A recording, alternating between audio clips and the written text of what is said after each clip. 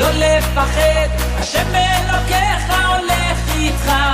עם ישראל לא מפחד, השם אלוקינו השם. Bonjour à tous les auditeurs et auditrices, c'est un plaisir de vous retrouver ce matin dans votre émission du vendredi L'univers de la Yeshiva, où nous revivrons ensemble la vie juive en mille et une questions. Ce matin, nous avons avec nous le mérite et la chance d'avoir le Rav Yaakov Korda, qui nous fait l'honneur d'être avec nous ce matin. Rav Korda, bonjour. Bonjour. Bonjour, alors ce matin j'aurais voulu discuter avec vous d'un sujet qui est très fort et très important, surtout pour nos auditeurs. Est-ce que le prénom de la personne a une influence sur l'homme ou sur la femme? Et quel est le secret du prénom hébraïque? Alors effectivement, le prénom a une grande influence. Ceci dit, il est écrit également le contraire dans les textes. Il faut entendre que le prénom c'est un vêtement de l'âme. Donc un vêtement, on sous-entend un vêtement d'expression. L'idée de vêtement, c'est comme un vêtement, un habit que l'on porte ce soir qui exprime la personnalité, en plus du fait de cacher la nudité. De la même manière, un vêtement s'éloigne de la nudité, c'est-à-dire de la simplicité de l'âme, pour exprimer une expression de la personne. C'est-à-dire que le vêtement est le moyen que Dieu nous donne pour nous exprimer dans le monde de la matière. Sous-entendu qu'avant qu'une âme ne pénètre dans le corps, par exemple, un bébé avant la Brit Mila, donc il n'a pas encore de prénom.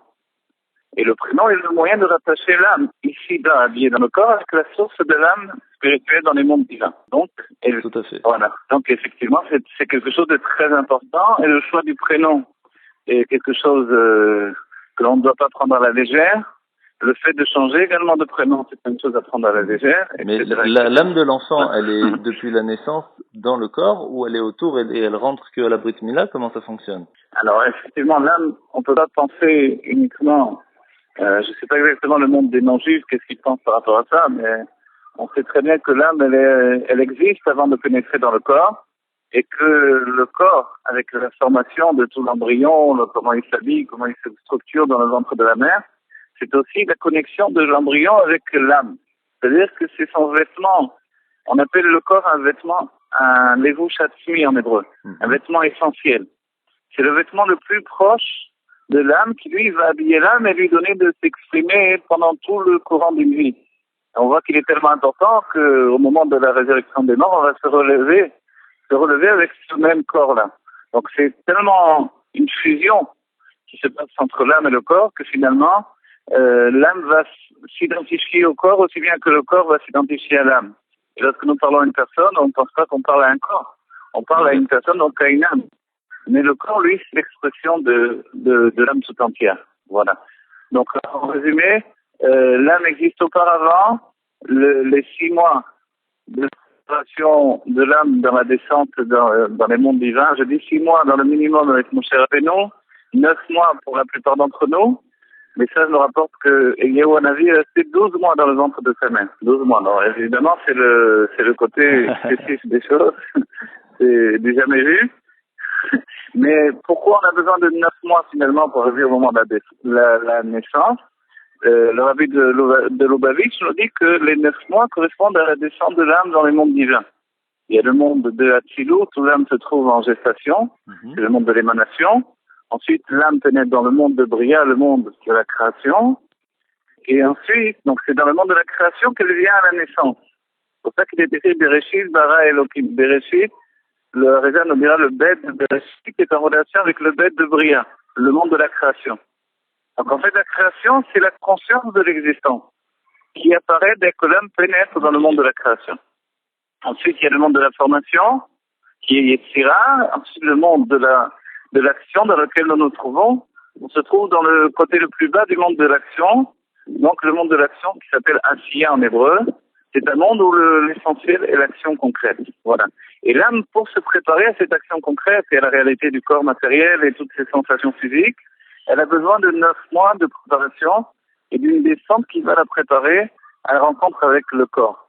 Donc en fait, l'embryon, c'est une résultante d'une échappée de l'âme depuis les mondes divins vers la rencontre avec le corps et pour s'adapter ensuite à la matière. Alors comment est-ce que le prénom a un rapport avec la descente de l'âme et à l'humain en soi? Alors voilà, ce que l'on a dit tout à l'heure, c'est que le prénom, lui, établit une relation avec l'âme telle qu'elle est ici-bas une fois qu'elle s'est habillée dans le corps, et l'âme telle qu'elle se trouve dans sa source divine. Le fait de la création, c'est que le monde de la matière devient tellement objectif et tellement prenant et tellement totalitaire dans notre vie qu'on en oublie que nous venons du monde spirituel. Et alors, justement, pour nous rattacher à ces mondes spirituels, Dieu nous donne également un prénom. En vérité, on ne sait pas tellement que le prénom vient avec cette fonction-là.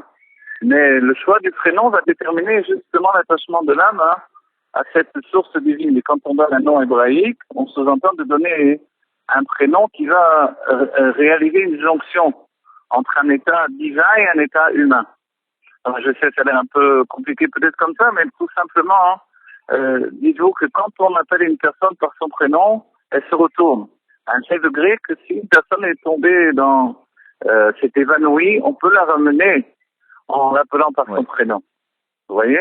Donc en fait, le Baal Shem Tov nous dira quand de manière générale le peuple juif s'appelle Israël et que chaque jour on dit Shema Israël, Hashem Elokeinu Hashem Echad, écoute Israël, sous-entendu que chaque jour on appelle le peuple juif et chacun d'entre nous 3 fois par jour on fait cet appel-là pour s'éveiller à la vie spirituelle.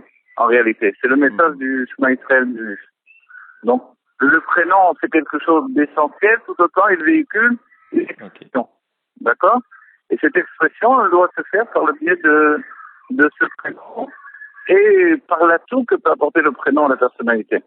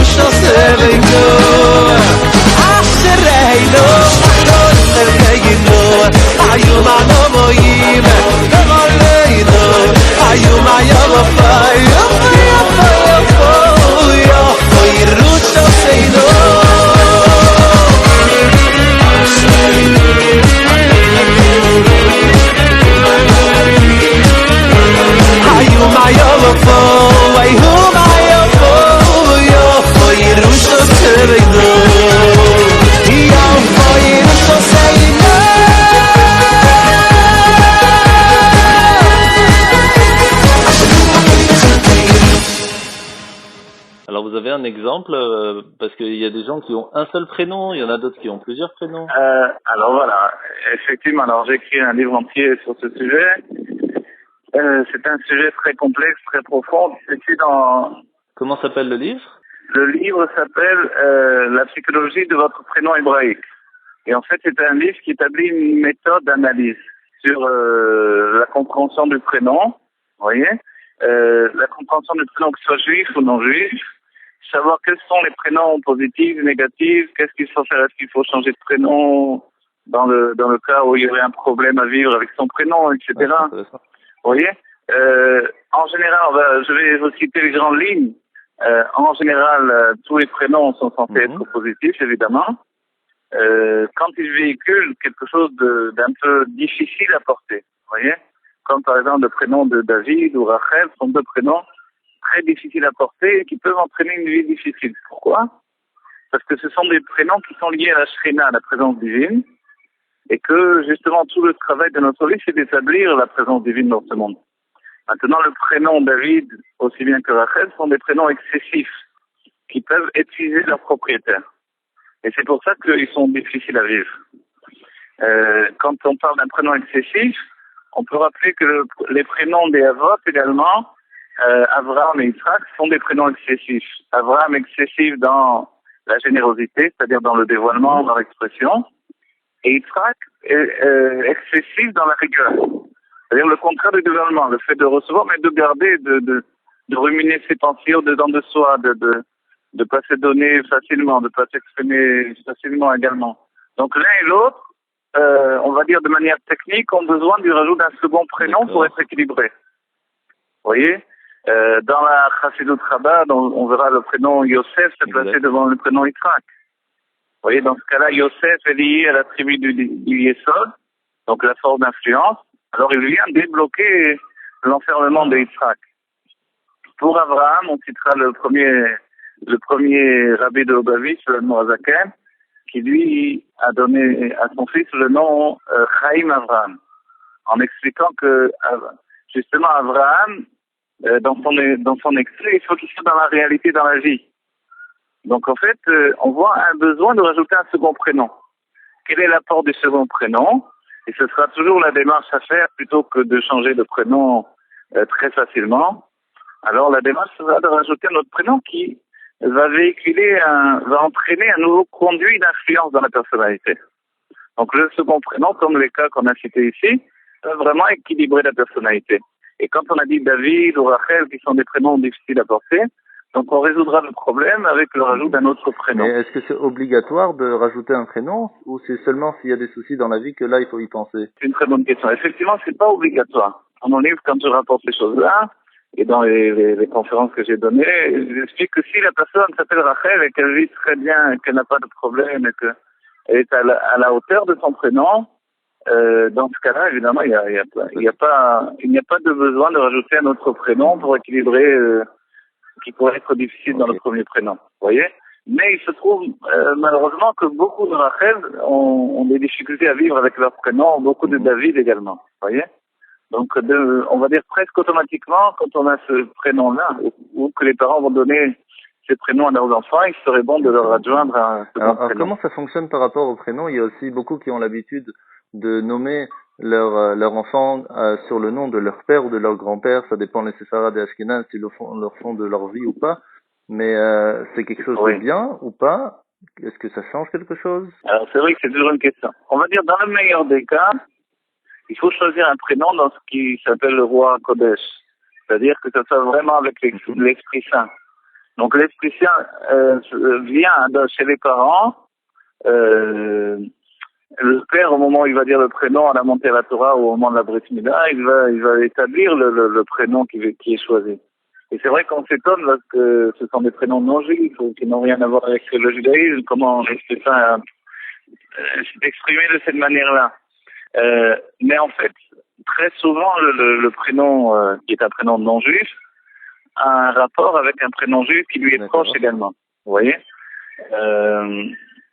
Donc le fait de donner le nom des parents, des grands-parents, en fait, c'est pas la meilleure des choses à faire, mais compte tenu que c'est aussi une tradition familiale, chacun fera d'après son habitude et dans le souci de ne pas vexer ses parents, ses grands-parents. Mais ce serait bien de lui adjoindre d'autres prénoms en même temps. C'est ce qui se fait d'ailleurs la plupart du temps. C'est-à-dire, on veut donner du kavod, honorer ses parents et grands-parents, mais on a quand même un souci de lui donner un prénom que l'on aime. Donc, dans ce cas-là, on donnera un premier prénom et en second ou troisième prénom, on donnera le prénom des grands-parents ou des parents. Parce que si on le fait, c'est aussi parce qu'on est fier de nos parents ou de nos grands-parents. C'est pour cela qu'on veut que nos enfants suivent aussi le même chemin. Donc, c'est aussi pour la bonne chose. Oui. Alors comment fonctionne il y a aussi une habitude quand quelqu'un est malade de rajouter le nom Chaim. Donc c'est un peu la même chose, c'est pour essayer d'équilibrer le nom, c'est ça? Oui. Voilà, exactement. Un prénom, donc, c'est un niveau d'expression. Et quand on rajoute un nouveau prénom, on ouvre un nouveau conduit de vitalité spirituelle. Donc la personne n'a pas changé, mais elle reçoit une nouvelle influence spirituelle. Et effectivement, le mot Chaim, pour des gens qui sont très malades, alors ça peut leur accorder une nouvelle influence spirituelle qui peut leur donner de se relever de leur maladie. Voilà. Donc dans ce même système, évidemment, quelqu'un qui a des problèmes psychologiques, ce qui peut s'apparenter à une maladie aussi finalement. Quand on n'est pas bien dans sa peau, quand on est mal, quand on vit mal sa personnalité, alors quelquefois c'est parce qu'on n'arrive pas à gérer l'influence du prénom. Et si vous voulez rentrer dans les détails de l'influence du prénom, alors ce que je rapporte dans mon livre, c'est que par exemple, il y a des lettres masculines et des lettres féminines. Les lettres masculines influencent le prénom, les lettres féminines gèrent l'influence reçue par les lettres masculines. Et si quelqu'un n'aurait que des lettres féminines dans son prénom, c'est-à-dire qu'il serait influençable toujours, dans toutes les situations, par l'extérieur, voilà. Donc, que des lettres masculines également, ce n'est pas très bien non plus, puisque la personne n'écoute pas non plus. Ne peut pas recevoir des autres également. Voilà. Donc, en fait, il faut trouver cet équilibre alors, entre les deux lettres. Quelles sont ces lettres? Pour citer une lettre masculine, les lettres masculines, par exemple, Yud, c'est une lettre masculine, le Vav, c'est une lettre masculine, vous voyez, Dalet, c'est une lettre féminine, le He, une lettre féminine. Et après, chacune, à part entière, il faut les analyser, et on découvre qu'un nom, un prénom équilibré, c'est quand il procède un équilibre entre ces deux tendances-là, vous voyez? Voilà, ces deux cycles d'expression. Et on peut trouver tous les renseignements dans votre livre. Alors oui, voilà, dans mon livre, il a abordé tous ces sujets-là. C'est pas un gros livre, parce que justement, c'est pas un livre qui rapporte tous les prénoms. Il y a des exemples de prénoms dans le livre, mais c'est une méthode d'analyse de tous les prénoms. C'est-à-dire que si on s'appelle Pierre ou je sais pas, un nom même donc français ou autre, alors on peut quand même analyser du moment qu'on écrit le prénom en hébreu. Donc ce sont par les lettres hébraïques et l'attachement des lettres hébraïques au sphirot, c'est-à-dire on va dire au dévoilement divin, parce qu'ils sont mesurés en 10 degrés d'expression, que l'on peut analyser finalement la personnalité. Voilà. Le livre est, on va dire, tourné vers la psychologie. D'accord. C'est le sujet des lettres hébraïques, c'est quelque chose d'infini. Oui, tout à fait. Voilà. Et où est-ce qu'on peut acheter ce livre alors? Alors le livre, vous pouvez le trouver sur Paris ou en Israël. Sur Paris, il se trouve à la Foire du Livre à Paris. Donc voilà, c'est une librairie juive dans le 19e. Et en Israël, vous pouvez le trouver à Natania et sur Jérusalem également. Voilà. Magnifique. Magnifique. Eh ben, merci beaucoup, Rav Yaakov Korda, pour toutes ces informations sur les prénoms et sur les noms. Je vous remercie d'avoir été avec nous ce matin et je vous souhaite de passer un très très bon Shabbat et à bientôt, Bezrat Hashem, pour une nouvelle émission. Au revoir, à très bientôt, Shabbat Shalom, des bonnes nouvelles et que l'on ait le mérite de vivre très bientôt la Géoula multiple Hashem. La Géoula complète et véritable, la délivrance complète et véritable. Amen. Au revoir, merci beaucoup. למה יש אנשים לא מרוצים, מתלוננים על כל דבר? למה את הטפל הם רק רואים ומתעלמים מהעיקר? והשמחה מהם ברחה, למרות שכלום לא חסר, כי הברכה נמצאת בלב ולא בשום מקום אחר. אז תגיד ברוך השם על מה שיש לך, ברוך השם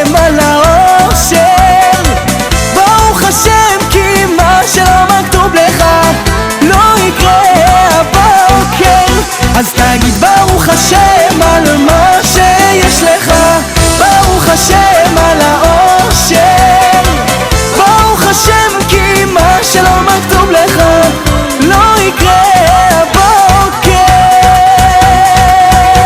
יש כאן רק אחד שמסדר את כל ימיך, אל תדאג, כי יש כאן רק אחד שמסובב את כל ימיך מצד לצד. תגיד תודה על כל דקה, כי לא ברור שתתעורר. תגיד תודה, זאת לא בושה, או שתגיד ברוך השם. אז תגיד ברוך השם על מה שיש לך, ברוך השם על האושר, ברוך השם כי מה שלא מכתוב לך לא יקרה הבוקר. אז תגיד ברוך השם על מה שיש לך, ברוך השם על האושר, ברוך השם כי מה שלא מכתוב לך לא יקרה הבוקר. לא, לא, לא.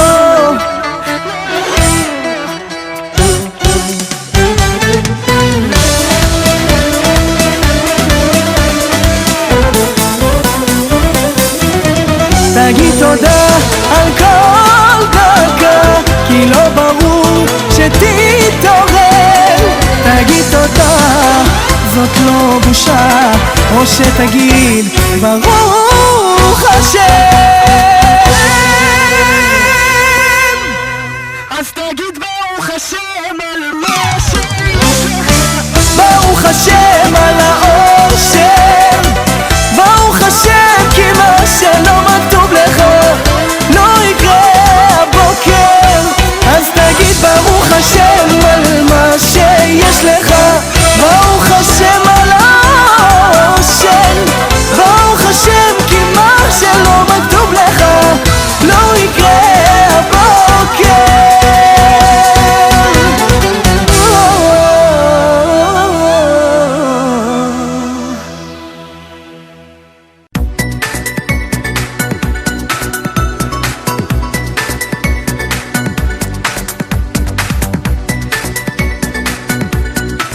Merci Rav Yaakov pour toutes ces explications sur le secret du prénom. J'invite bien sûr tous les auditeurs à se procurer ce livre extraordinaire où vous trouverez vraiment tout sur le secret des prénoms bibliques et non. Alors maintenant je vous laisse profiter de la paracha en famille, pour vous parents et enfants surtout, de ces quelques minutes où vous pourrez profiter de la paracha en musique, vraiment spécialement fait pour les enfants. La paracha en famille, c'est tout de suite, nous sommes avec la parachat Toldot.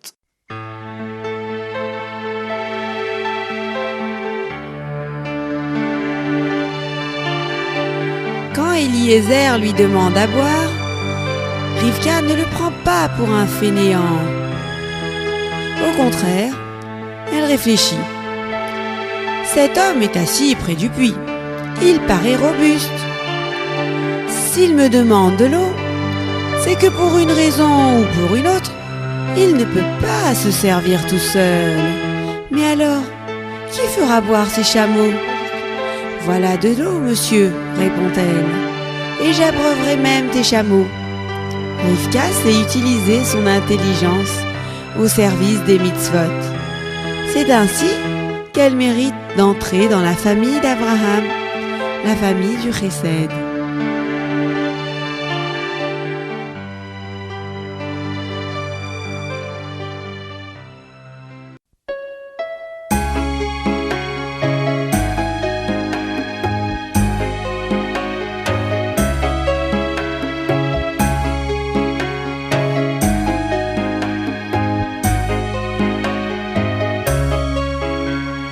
Yitzhak et Rivka ont prié 10 ans, gardant l'espoir d'avoir des enfants.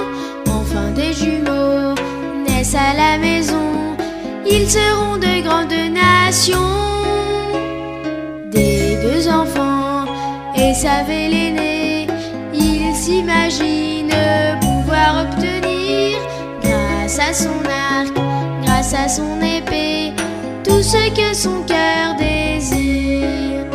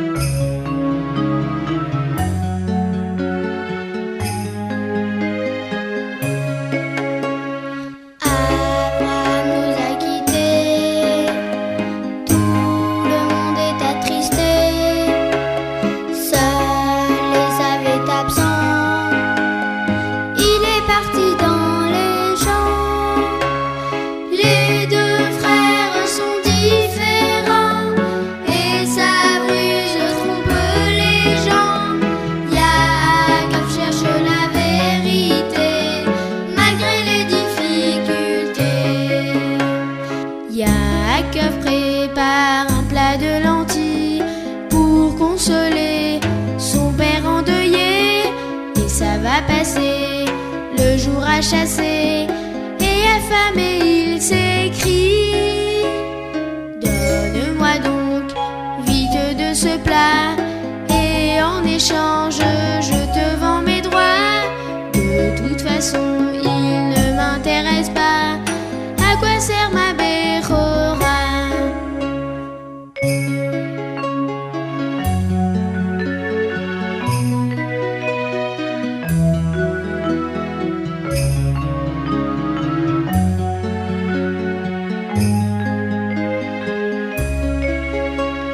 Les deux frères sont différents et sa ruse trompe les gens. Yaakov cherche la vérité malgré les difficultés.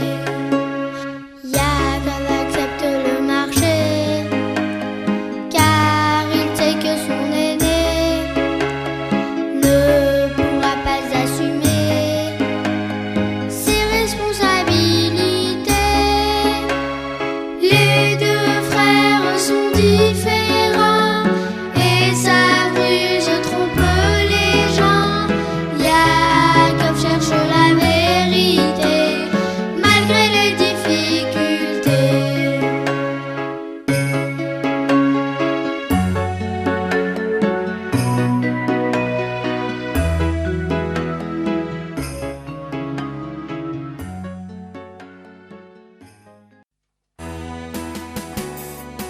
Yaakov reçoit de son père les bénédictions de l'aîné. C'est un grand mérite, mais aussi une énorme responsabilité. Qu'Hachem te donne tout ce qu'il y a de meilleur et que tu gouvernes tes frères. Esav est fou de rage. C'est ma bénédiction qu'il vient de recevoir. C'est à moi de diriger le monde. Non, mon fils, tu seras son serviteur s'il observe la Torah. Par contre, s'il la délaisse, c'est toi qui le domineras. Loin d'être apaisé, Esav prépare sa vengeance. Rivka, au courant de ses projets, envoie Yaakov chez son frère Lavan. Celui-ci est réputé pour son hypocrisie. Pour résister à son influence, Yaakov décide de passer plusieurs années à la yeshiva de Shem et Ever.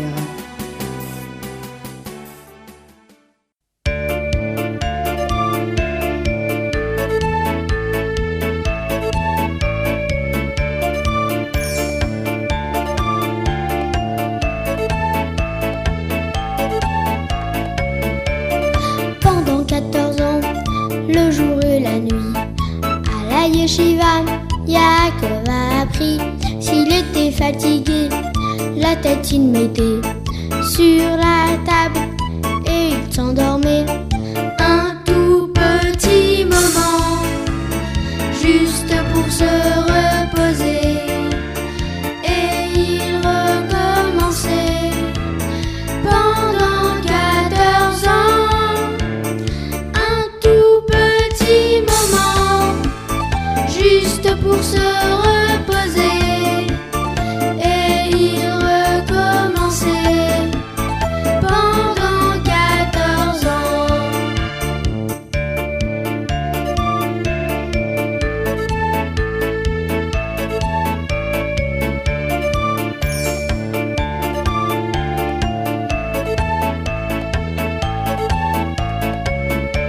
Avec Shem et Ever, il a répété la Torah qu'Hachem avait enseignée à Adam Arishon dans le Gan Eden pour l'étudier et la garder sans cesse à tout moment, les nuits et les journées.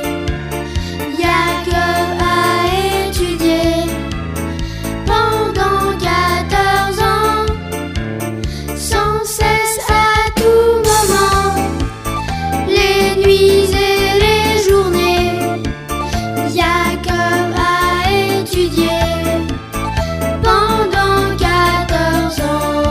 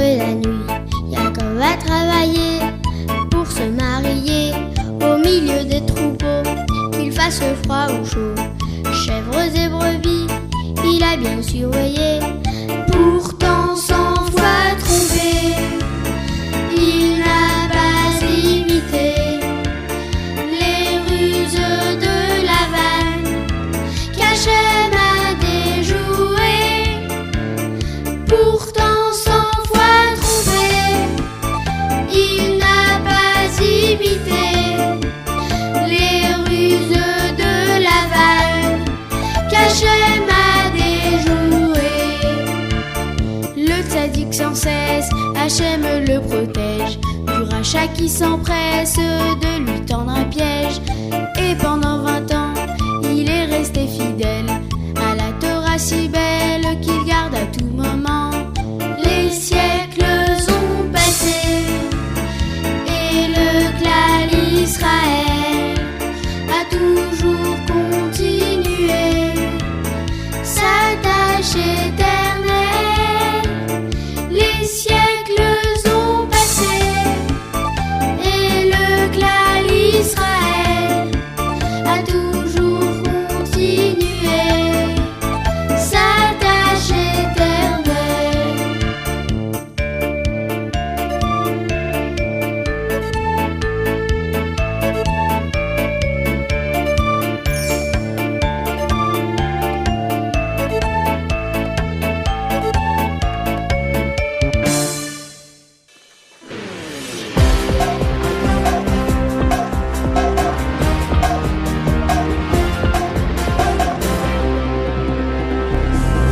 Nous voici à présent dans la partie de l'émission les questions des auditeurs. Alors qui avons-nous ce matin?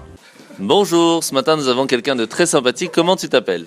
Bonjour, je m'appelle Alon. Enchanté Alon. Alors dis-moi, est-ce que tu as des questions ce matin à nous poser? D'abord, en fait, je voulais savoir qu'est-ce que Dieu nous demande quand on arrive là-haut et qu'est-ce qu'on doit faire maintenant pour être sûr d'avoir la bonne réponse. Alors c'est une très bonne question de savoir comment ça se passe là-haut. Après qu'on part de ce monde, quelles sont les questions que Dieu nous demande? Alors premièrement, il faut savoir que c'est écrit dans Masechet Shabbat. Alors pour ceux qui veulent aller voir, c'est la page 31, première Hamoud Aleph. Donc Daf Lamed Aleph Hamoud Aleph.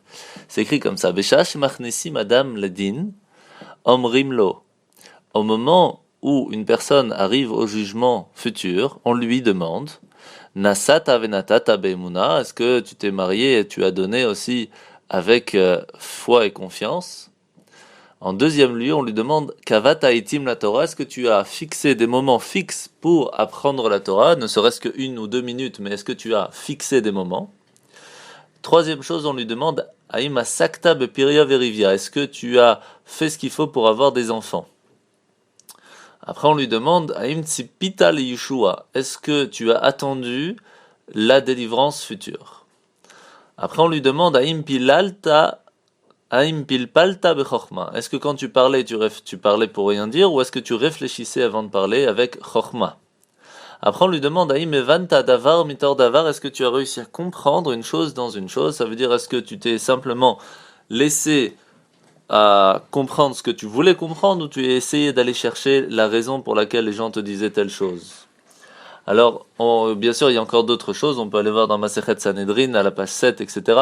On voit encore d'autres choses, mais ce qui est intéressant, c'est qu'en fin de compte, après toutes ces questions, on regarde la personne et on fait ce jugement. Alors, comment fonctionne le jugement là-haut? D'abord, par rapport aux actions, si on a fait assez bien ou pas. Par rapport à ça, on peut aller au Gan Eden ou l'autre, donc au paradis ou l'autre. Il faut savoir que le but étant que tout le monde se retrouve dans le Gan Eden, dans le paradis, à partir du moment où l'âme est propre pour pouvoir y aller, alors elle y va direct. Mais si l'âme a besoin d'être lavée avant de pouvoir arriver, alors elle doit passer par des endroits qui sont chauds. On appelle ça en français l'enfer, mais en hébreu c'est le Gehinnom. C'est pas du tout un endroit qui est fait pour y rester, mais pas du tout, c'est un endroit qui est fait pour laver l'âme, pour enlever toutes les traces qui peuvent rester des bêtises qu'on a pu faire dans ce monde, et qui n'ont pas été enlevées, comme on l'a expliqué la semaine dernière, qui n'ont pas été enlevées par les souffrances dans ce monde ici-bas. Et à partir du moment où cela est fait, alors l'âme peut aller tranquillement au Gan Eden et profiter de la lumière divine qui s'y trouve. Alors il faut savoir aussi quelque chose d'assez intéressant, c'est que souvent on montre à la personne un film, on lui montre le film de sa vie, et on ne lui dit pas que c'est lui. Et par rapport à ça, on lui dit, voilà, sache que je vais te montrer la vie d'une personne, et à toi de juger quelle est d'après toi la récompense ou la punition qu'il devrait recevoir.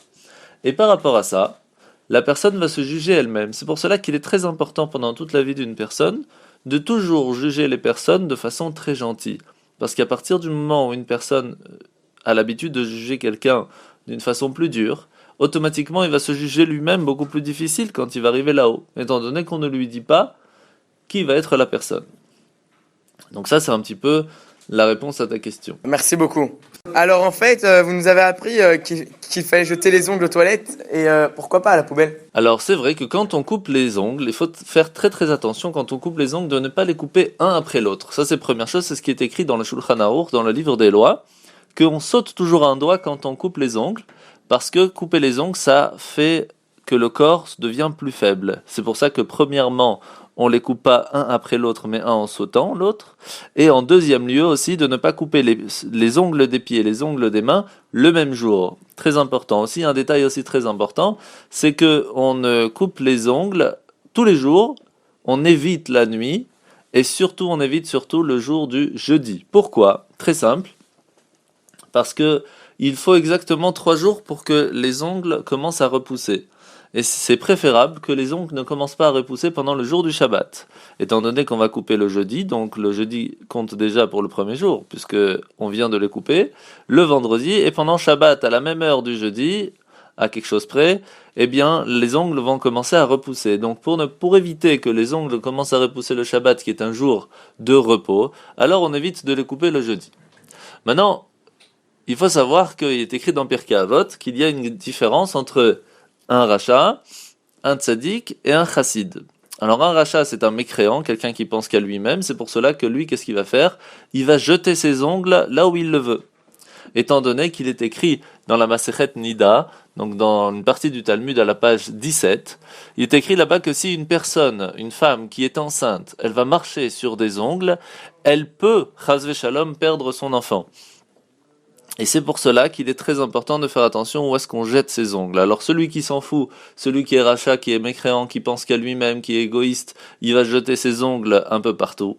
Celui par contre qui est tzaddik, donc quelqu'un de juste, de bien, va les enterrer pour ne pas qu'une personne puisse marcher dessus.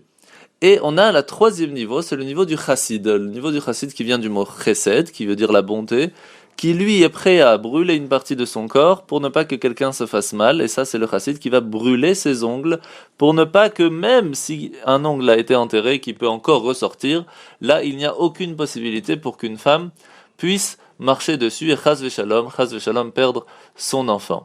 Et si en coupant les ongles, il y en a un qui tombe ? Alors si par contre un ongle a sauté et qu'on ne sait pas où il est, alors on fait le balai dans la chambre ou là où on a coupé les ongles et où on passe l'aspirateur. En tout cas, il faut faire très attention avec les ongles étant donné que d'après le Talmud, c'est quelque chose de très impur et c'est pour cela que cela peut faire des soucis aux femmes enceintes. Alors comment est-ce qu'on fait aujourd'hui ? Le mieux, le plus simple, c'est simplement de les jeter dans les toilettes. Alors c'est où on les coupe là où on veut, on les met dans un papier toilette et puis après on le jette aux toilettes et on tire la chasse, ou alors directement dans les toilettes, on les coupe et on les jette directement à l'intérieur. Voilà, ça c'est la réponse par rapport aux ongles. C'est vrai que c'est mieux que d'avoir des garçons que des filles. J'ai entendu qu'il y a même des parents qui prient pour avoir des garçons plutôt que des filles. Alors est-ce que c'est vrai que quand on est enceinte, il faut prier pour avoir un garçon? Alors ça, c'est une très très bonne question. Alors avant de pouvoir te répondre, d'abord il faut savoir comment est-ce que la Torah en parle. D'abord les Chachamim nous expliquent que dans la Torah, c'est vraiment précisé que la première personne qui a été créée, c'était un homme. Mais en fin de compte, tout de suite après, qu'est-ce qui s'est passé ? Il a créé la femme. En fait, la Torah vient nous expliquer que l'homme et la femme sont tout à fait complémentaires et c'est ensemble seulement qu'on peut être appelé Adam, une personne à part entière. C'est pour cela qu'un mariage fait qu'une personne, le mariage, le couple devienne une personne à part entière. En plus de ça, on voit très bien que on a les Imaot, donc les matriarches, et qui sont Sarah, Rivka, Rachel, Léa.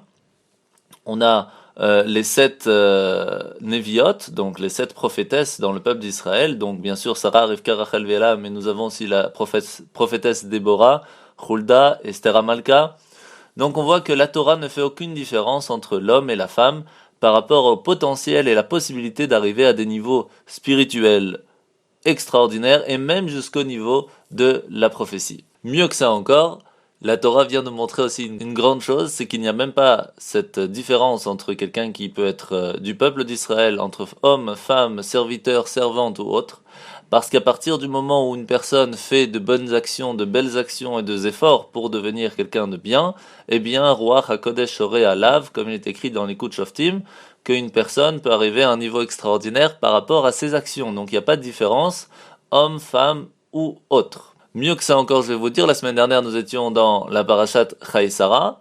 Eh bien, Akadosh Baruch Hu, Dieu dit à Abraham, Kol asher tomar elecha Sarah, shma bekola. Tout ce que Sarah, ta femme, te dit, écoute sa voix. Étant donné que la voix d'une femme est toujours avec plus de sagesse que celui de l'homme. Car la Torah nous explique que Sarah était d'un niveau de prophétie beaucoup plus grand encore que Abraham, puisqu'une femme peut arriver même, des fois même plus haut, que d'un niveau de l'homme. Mieux que ça encore, je vais te dire, dans le Midrash Sota, Ruth Parashat Dalet, c'est écrit là-bas, Ve'en adorot nigalin, hela bisrut nashim tzadkaniot shebedor, que les générations ne peuvent être sauvées de la galoute, de l'exil, seulement par le mérite des femmes tzadkaniot, c'est-à-dire des femmes justes qui sont dans cette génération. Et puis, il faut savoir aussi quelque chose de très important par rapport à ta question. Dans la Torah, c'est écrit qu'il faut faire piria verivia, ça veut dire avoir des enfants. Eh bien, avoir des enfants, c'est pas que avoir des garçons, c'est pas non plus que avoir des filles. La mitzvah, elle est faite par le couple à partir du moment où l'homme et la femme ont des garçons et des filles. Seulement ainsi, ils ont fait la mitzvah de Piria Verivia d'avoir des enfants. S'ils n'ont que des garçons, il faut prier pour avoir des filles. S'ils n'ont que des filles, il faut prier pour avoir des garçons.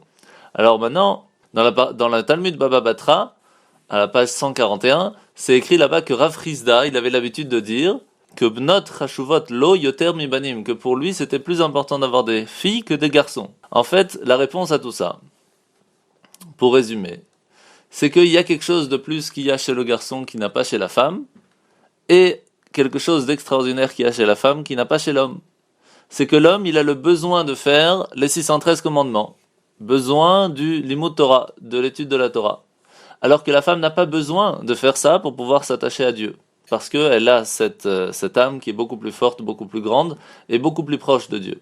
De l'autre côté, la femme a quand même l'obligation d'apprendre toutes les lois, donc toutes les lois qui ont un rapport avec la cacheroute, avec la nida, avec le mikvé, avec l'éducation des enfants, etc. Donc même si elle n'a pas toutes ces obligations que l'homme a à faire, elle a quand même des obligations dans l'étude et dans l'accomplissement des mitzvot. Aussi quelque chose de très simple, c'est qu'en règle générale, c'est le nom de famille est continué par le garçon et pas par la fille, c'est pour cela que beaucoup ont l'habitude de prier pour avoir des garçons. Mais de l'autre côté, on le sait très bien, pas seulement d'après la Torah, mais d'après tout le monde, que la maman est plus attachée à son fils, alors que le père est plus attaché à sa fille. Mais comment ça va faire une différence entre le garçon et la fille? Il faut savoir qu'il y a des filles, il y a des femmes qui arrivent beaucoup mieux que les hommes à être mefarnes et bétan, ça veut dire à amener la parnassa dans sa maison. Et de l'autre côté, il y a d'autres hommes qui arrivent à faire des choses que les femmes n'arrivent pas. Donc on ne peut pas commencer à faire de différence entre l'homme et la femme, étant donné que les deux sont différents et qu'on a besoin des deux dans le monde pour pouvoir faire que le monde continue. Mais il est vrai que pour le premier enfant, beaucoup prient pour avoir un garçon, tout simplement parce que l'aîné, quand c'est un garçon, il y a plus de mitzvot à faire que si c'est une fille, on ne peut pas. Par exemple, le pidyon haben, le rachat du premier-né, qui peut ne se faire que par un premier-né garçon, étant donné que c'était lui qui, avant, allait dans le Beth Amikdash, avant la faute du Vaudor, qui aurait dû avoir la place du Kohen, étant donné que ça a été perdu au moment du Vaudor. Alors on rachète le premier-né garçon, qui aurait dû être au Beth Amikdash, et on le rachète au Kohen. Pour résumer, le but étant de pouvoir construire une vie dans ce monde et une continuation, la mitzvah de la Torah est bien précisée, de Piria Verivia, d'avoir et des garçons et des filles. Merci beaucoup pour toutes ces réponses. À bientôt, Shabbat Shalom. Et j'en profite pour faire un petit coucou à ma famille et à mes amis. Shabbat Shalom.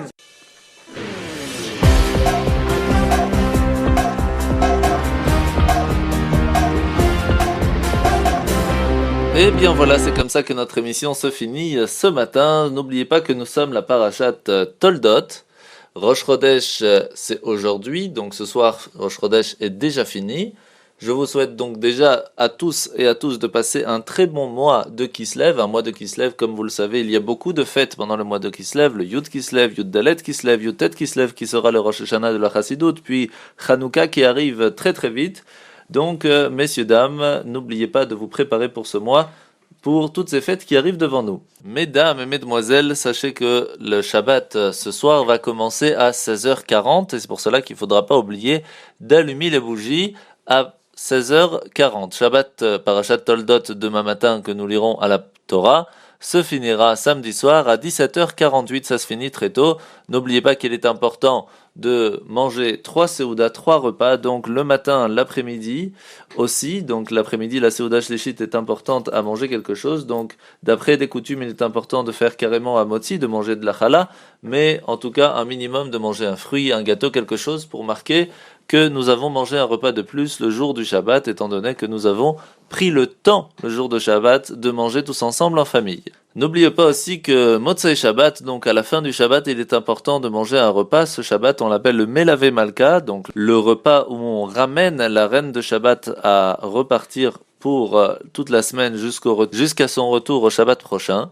Mais on appelle ça aussi Seudat Malkat David Meshicha, la Seuda, le repas du roi David, étant donné que le roi David avait reçu comme prophétie qu'il allait partir le jour du Shabbat, et donc tous les samedis soirs, il faisait un repas de remerciement, car il savait qu'il lui restait encore une semaine à vivre. Et donc depuis ce jour, on a l'habitude de manger un repas le samedi soir. Maintenant, ça finit très tôt, 17h48, donc nous avons tout à fait le temps de pouvoir faire ce repas tous ensemble en famille. Je vous souhaite à tous de passer un très très bon Shabbat, un très bon mois de Kislev. Préparez-vous encore une fois pour la fête de Hanouka qui arrive très très vite. Merci aux techniciens, merci aux secrétaires, merci à toute Radio Judaïka pour tout ce que vous faites dans la communauté de Bruxelles. Shabbat Shalom à tous et à bientôt. עם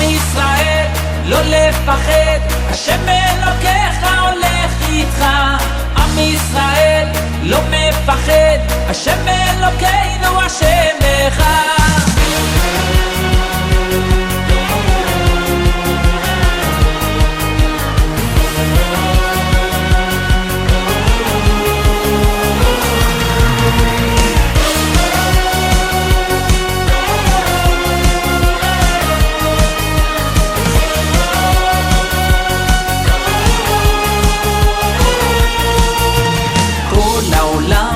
גשר צר, והעיקר לא לפחד כלל, ומלמעלה הוא שומר, צר ואויב לא יתקרב, אח לאח ויד ביד, ישראל זה עם אחד, ומלמעלה הוא עוזר, שומר שומר ישראל.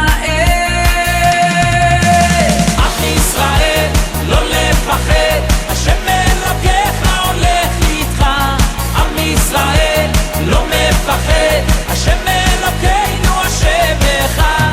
עם ישראל לא לפחד, השם אלוקיך הולך איתך. עם ישראל לא מפחד, השם אלוקינו השם אחד.